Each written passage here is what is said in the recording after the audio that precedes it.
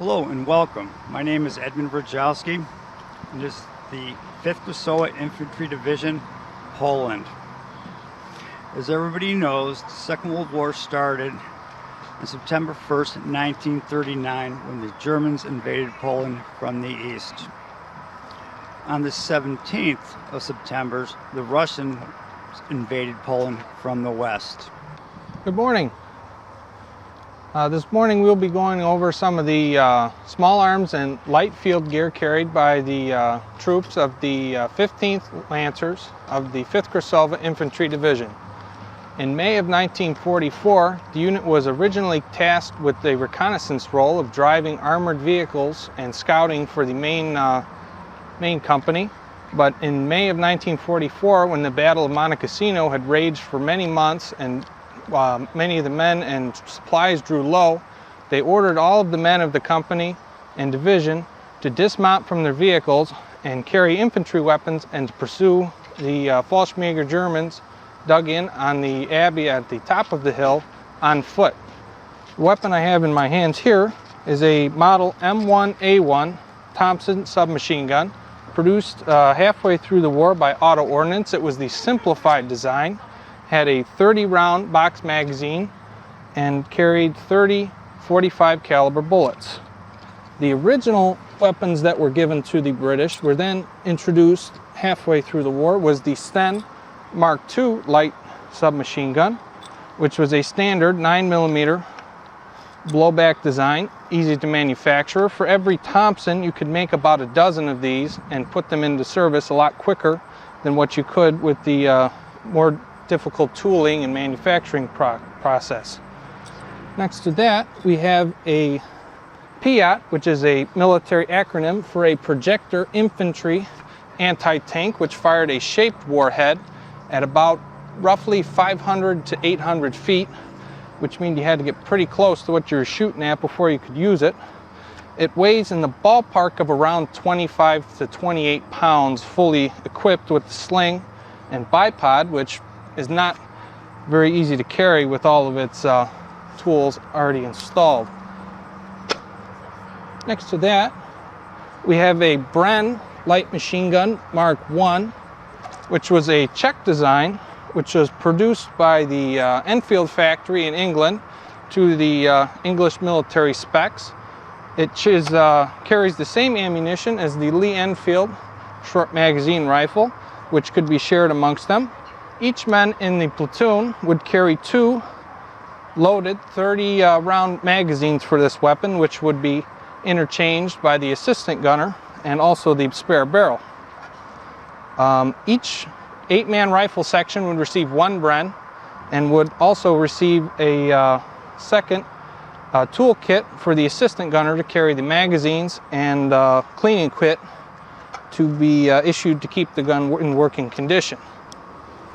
Moving along, we have the British 2-inch mortar, which was the most effective firepower for the light infantry section, which could fire at about 1,000 yards accurately and could fire a range of cartridges, flare, smoke, high explosive, and was very easily aimed without any sights, just by hand, and fired with this lever at the bottom of the base plate.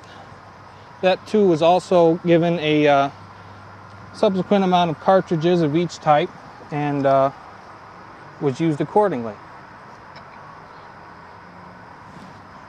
Moving along, we have a captured German Mg34 machine gun, which would fire a linked 8mm cartridge and was an enemy weapon that they went up against that was heavily used during the Battle of Monte Cassino. Moving along, we have a Browning 1919 A4 in the ground configuration with the tripod. These weapons were issued with the vehicles originally, but were dismounted when they moved out to take back Monte Cassino.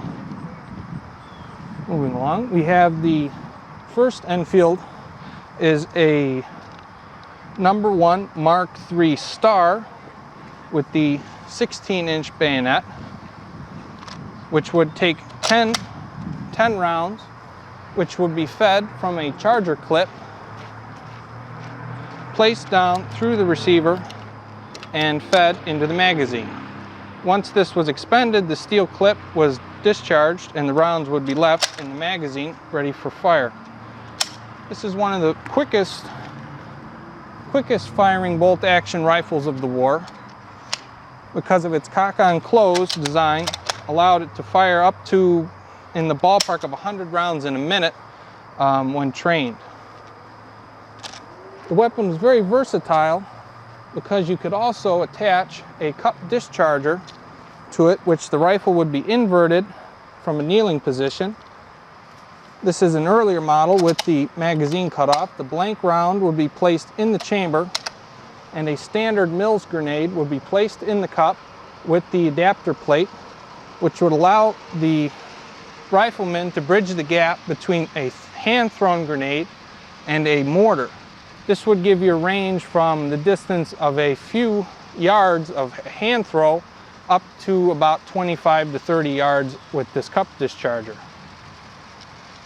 Later in the war, as the war progressed, the heavy tooling and materials to create these weapons was simplified by removing the bayonet lug and went to a shorter spike bayonet, and some of the wood furniture was modified.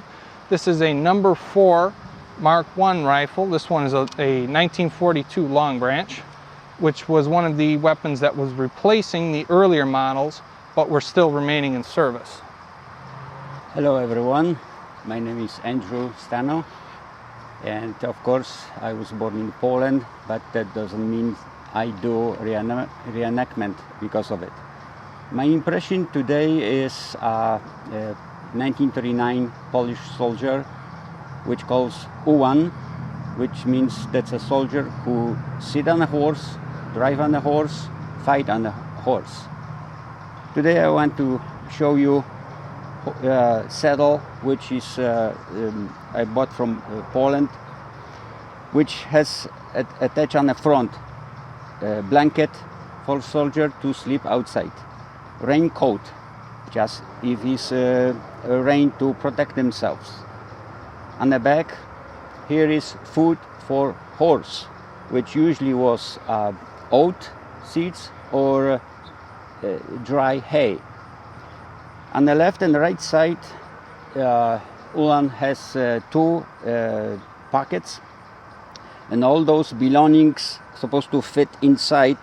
Which basically was extra shirt, towel, foot wrappers or pair of sacks, some personal belongings like cigarettes, toothbrush, powder to brush teeth, and coffee, salt, some brushes to clean up boots, and also brush to take care of horse, some equipment to clean up, take care of weapon, and of course canteen and spoon, fork, knife. Here it's belongings for officer. Basically there was little different belt, usually pistol this, suitcase case for map, flashlight, different head cover, and gloves and binoculars. For regular soldier there was also everyone was equipped with sable, which it's 1934. It's of course is replica, but it's 100% identical what was the original, and it's extremely sharp.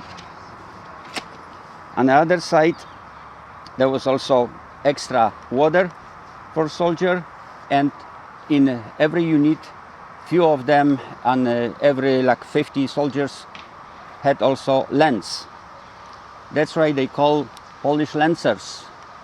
The weapon was not actually effective during war in 1939, and mostly was used with a tiny banner to recognize what kind of unit it's arriving.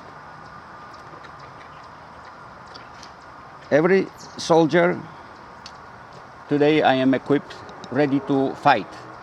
So horses were hidden someplace behind the front line. Every soldier approach on foot and equipped just like I am. So there was ammo pouches where was ammunition, 15 in each pocket. On this side, it's a trenching tool which can be used to dig some ground to get extra cover, and also bayonet. Behind me, it's bread bag where soldier had some food which he carry with him. On this side, also some water canteen and another bag where he had on this side grenades ready to use if he needs. And of course, the most important, wearing helmet instead of hat, and Polish Mauser, which was loaded with 5 rounds of ammo each time. I'm gonna just show you.